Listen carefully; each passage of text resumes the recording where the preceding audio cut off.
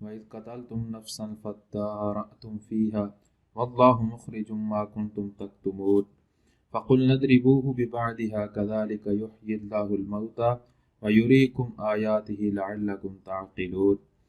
نصب اس آیت کا معنی کیا ہے؟ یہ آیت سورہ بنی اسرائیل شریف کی ہے، اور اس کا معنی یہ ہے کہ اے بنی اسرائیل یاد کرو جب تم نے ایک جان کو قتل کر دیا اور پھر تم آپس میں جھگڑنے لگے۔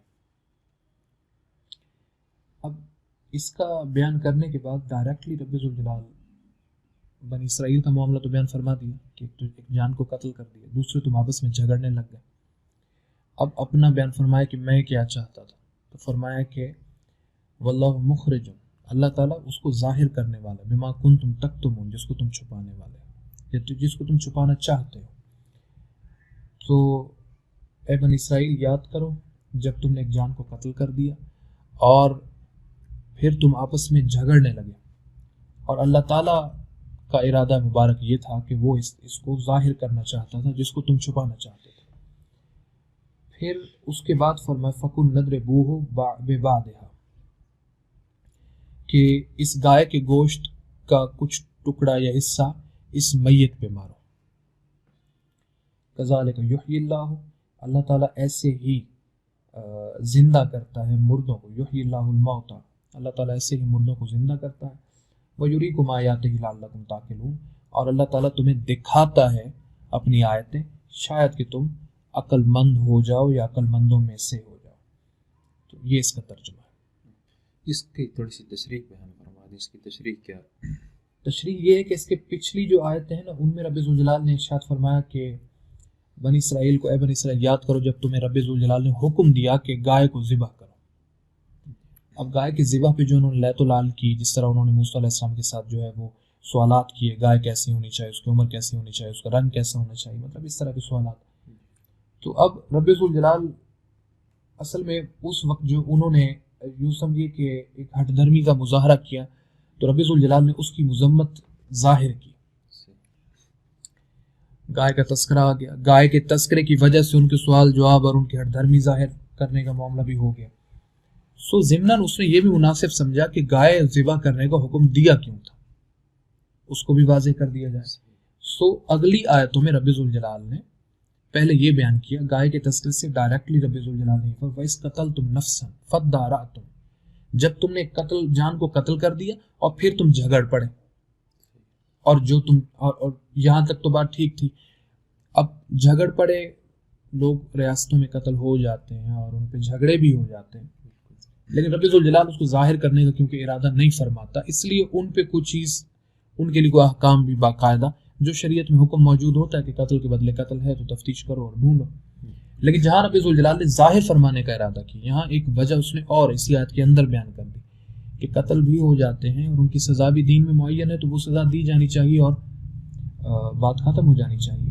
لیکن یہاں یہ تھا کہ جو مکر تم کر رہے تھے، اللہ نے اسے ظاہر کرنے کا کیونکہ ارادہ کیا، اس لیے اس نے تمہیں حکم دیا کہ گائے ذبح کرو اور اس گائے کا بعض حصہ اس مردہ شخص پہ مارو، تو یوں وہ مردہ زندہ ہوگا اور اپنی گواہی دے گا کہ مجھے فلاں شخص نے قتل کیا۔ تو اس آیت میں یوں سمجھیے کہ جو پچھلا واقعہ تھا اس میں حکمت بتا دی گئی کہ گائے ذبح کرنے کی ضرورت کیوں پیش آئی، کیونکہ ایک جان قتل ہو گئی۔ تو سوال ہے، قتل تو ہوتے رہتے ہیں، قتل ہونے کے بعد پھر یہ کہ بنی اسرائیل میں جھگڑا ہو گیا، جھگڑے بھی قتلوں پہ ہوتے رہتے ہیں۔ پھر اس کے بعد اگلی وجہ بتائی، کیونکہ رب ذوالجلال اس جھگڑے کے اندر جو معاملہ تھا اس کو ظاہر فرمانا چاہتا تھا۔ اس کی تشریح ہم بیان کر چکے اپنے پچھلے دروس میں کہ اصل میں وہ ہوا کیا تھا۔ اگر یہاں پہ اس کا خلاصہ بیان کیا جائے تو وہ یہ تھا کہ ایک آدمی تھا، کیونکہ قتل کا تذکرہ یہاں پہ ہے تو یہاں پہ اس کی تشریح اگر ہم کر دیں تو یہ تھا کہ ایک آدمی تھا بہت امیر اور اس کی اولاد نہیں تھی، اس کے بھتیجے نے اس کا وارث ہونا تھا۔ اب وہ بھتیجا ہی چاہتا تھا کہ یہ چچا فوت ہو جائے تو مجھے جائیداد ملے نا، تو چچا کو اس کو اللہ تعالیٰ نے دولت بھی دی تھی اور اس کو اللہ تعالیٰ نے عمر بھی طویل دی تھی، تو وہ اچھے خاصے عرصے سے زندہ تھا۔ تو جب بھتیجا اس کی موت سے مایوس ہو گیا تو بھتیجے نے اس کو قتل کر کے ٹھیک ہے کسی چوک میں پھینک دیا، اور خود وہ غائب ہو گیا۔ رات کے وقت اس نے یہ کام کیا ہوگا، سویرے جب لوگ آئے تو بچے میں گوئیں شروع ہوئی کہ یہ تو قتل ہو گیا، یہ کس نے کیا، اور یہ کس نے کیا کے چکر میں وہ آپس میں جھگڑنے لگ گئے. قاتل ان کے بیچ میں کھڑا تھا، لیکن کسی کے وہم و گمان میں بھی نہیں تھا نا کہ ایک بھتیجا اپنے چچا کو قتل کر دے، تو اس کی طرف کسی نے اشارہ ہی نہیں کیا. تو یوں آپس میں جھگڑا پیدا ہوا. اب وہ جو آدمی جو بیچ میں قاتل کھڑا تھا، اللہ تعالیٰ نے ارادہ فرمایا کہ اس قاتل کو ظاہر کیا جائے، اور پھر اس قاتل کو ظاہر کیا گیا. تو کیونکہ اس نے مال و دولت کی خاطر ایک بے گناہ آدمی کو قتل کر دیا تھا، حالانکہ اسے وہ وراثت تو مل ہی جانی تھی، اسے اس کی ضرورت نہیں. پھر وہاں یہ ہوا کہ موسیٰ علیہ السلام کو جب یہ سارا معاملہ ہو گیا، گائے ذبح کی گئی اور پھر وہ اس کا ایک گوشت کا ایک ٹکڑا مارا گیا اس مقتول کے جسم پہ، تو مقتول زندہ ہوا اور اس نے بیان کر دیا کہ میرا قاتل فلاں ہے، تو آدمی قتل ہو گیا. پھر یہ موقع ہے جب موسیٰ علیہ السلام کی شریعت میں یہ حکم نافذ کیا گیا کہ قاتل جو شخص ہے نا وہ مقتول کا وارث نہیں ہو سکتا. تو یہاں ان کو یہ قانون بھی ملا، کیونکہ اس وقت اس شخص کو اس جائیداد سے محروم کر دیا گیا تھا. تو وہی بات ہے کہ نہ خدا ہی ملا نہ وصال صنم، نہ ادھر کے رہے نہ ادھر کے رہے، کہ چچا کے قتل کا، چچا کا خون بھی اپنی گردن پہ لیا، مال بھی حاصل نہ کر سکا، لوگوں میں بھی بدنام ہو گیا، یعنی مال کے ذریعے لوگ عزت حاصل کرنا چاہتے ہیں، لوگوں میں بھی بدنام ہو گیا، اور جو سزا تھی بنی اسرائیل میں قصاص کی اس کا شکار بھی ہو گیا. تو اللہ تعالیٰ نے اس معاملے کو ظاہر کرنے کا ارادہ فرمایا. وہ چاہتا تھا کہ اسے ظاہر فرمایا جائے، تو اس نے ظاہر کیا. پھر پچھلی آیتوں سے ہمیں اس کے ساتھ ایک کنیکشن بیان کر دیا کہ پچھلی آیت کے ساتھ اس کا لنک کیا ہے، رابطہ کیا ہے، ربط کیا ہے. یہ اس کی کچھ بنیادی قسم کی تشریح. صحیح. اس میں ہمارے لیے کیا کیا پیغام ہے اس آیت مبارکہ میں؟ ہمارے لیے پیغام ہے کہ دیکھو، یہ بنی اسرائیل کے جو قصص ہیں نا، جو قصے ہیں ان کے، یہ تماثیل ہیں. جیسے آپ آئینے میں دیکھتے ہیں نا، تو آئینے میں دیکھ کے آپ کھڑے ہوتے ہیں اور سامنے آپ آئینے کو نہیں دیکھ رہے ہوتے. ٹھیک، آئینے کے سامنے کھڑے ہو کے کوئی بھی عقل مند آدمی آئینے کو نہیں گھور رہا ہوتا، وہ اپنے آپ کو گھور رہا ہوتا.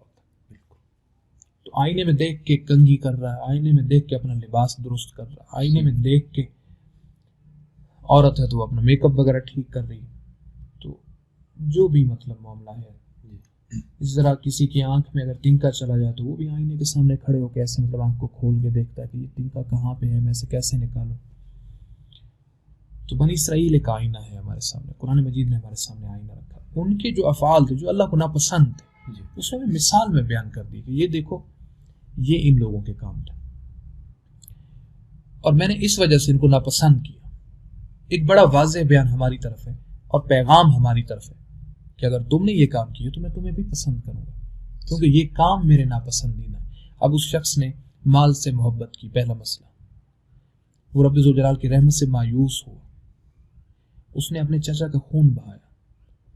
اس نے خون بہانے کے بعد اس قتل کو چھپایا اور دوسرے لوگوں کو گھسیٹنے کی کوشش کی، کیونکہ اگر تحقیق نہ کی جاتی اور معاملہ ظاہر نہ کیا جاتا تو کوئی بھی بے گناہ اس کے یوں سمجھیے کہ قتل کی پاداش میں مارا جاتا. ٹھیک ہے. اچھا، پھر